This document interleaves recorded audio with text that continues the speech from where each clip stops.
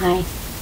Hello again. We're talking about the Gospel of John and what Jesus said about eternal life in the Gospel of John. So it's suitable that we start with a very familiar saying.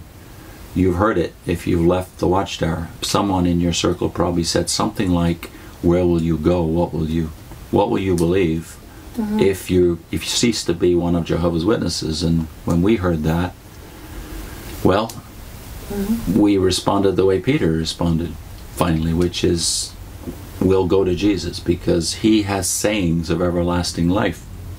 Now, you don't think much about that when you're a witness. Are the sayings that Peter was referring to here the sayings that he would have heard at synagogue as a Jew? Or was there something radically new in these sayings of everlasting life that Jesus was saying that no Jew had ever heard before? And that's the truth if you read the rest of the Gospel of John. For instance, John 8:51-53 amplifies what we saw back in chapter 5 in Jesus' sayings of everlasting life. Most truly I say to you, if anyone observes my word, he will never see death at all. The Jews said to him, "Now we do know you have a demon. Abraham died, also the prophets. But you say, if anyone observes my word, he will never taste death at all. You are not greater than our father Abraham, who died, are you? Also the prophets died. What do you claim to be?" Well, how did Jesus' enemies define death? Well, they defined it the way the Watchtower does. You cease to breathe, you're dead.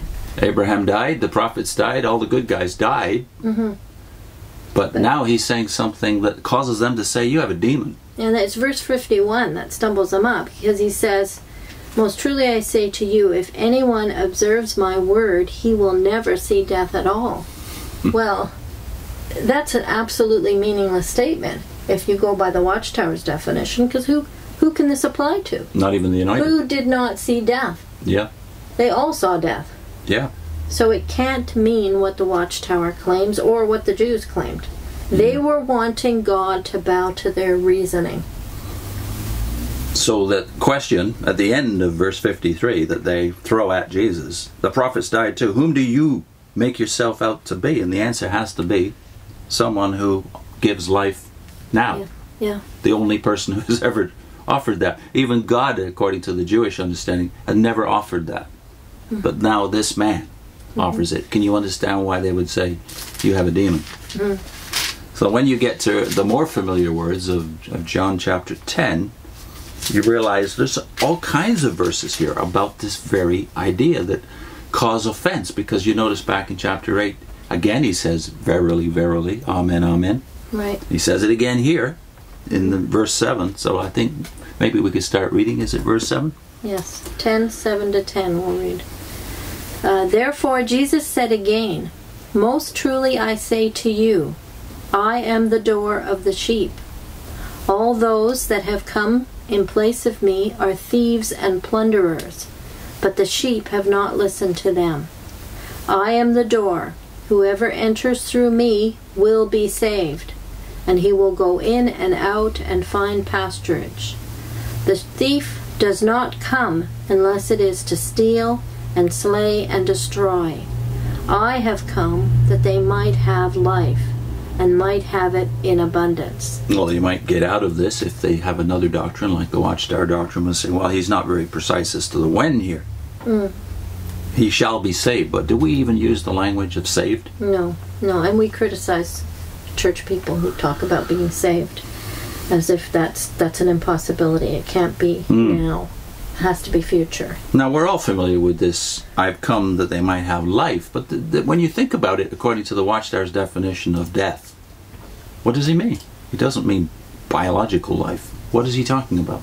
And I'm sure even his own disciples often shook their heads. Yeah. What is he talking about? He's talking to people who are breathing. And when he says abundant life, is he talking about duration, i.e. quantity of life, like you now live 70 or 80 years, but then in the future, in the resurrection, you might live 200 or 300 or 500 years. Is he talking about that? He's also not talking about a resurrection, a future resurrection in these texts.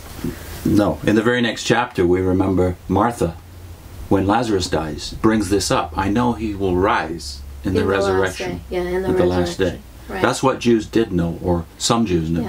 Yeah. But he didn't know this. She didn't know this. Mm-hmm. What does he mean when he says abundant life? He's talking about a quality of life, not a quantity or duration of life. Yeah. Everlasting life can be had now, therefore it's not about duration. And then later in the chapter, when you get down to verses 25, is it? Yes. He adds to this thought. Okay. People are stumbling left and right at this point. Jesus answered them, I told you, and yet you do not believe. The works that I am doing in the name of my Father, these bear witness about me. But you do not believe, because you are none of my sheep. My sheep listen to my voice, and I know them, and they follow me. And I give them everlasting life, and they will by no means ever be destroyed, and no one will snatch them out of my hand. What my Father has given me is something greater than all other things, and no one can snatch them out of the hand of the Father.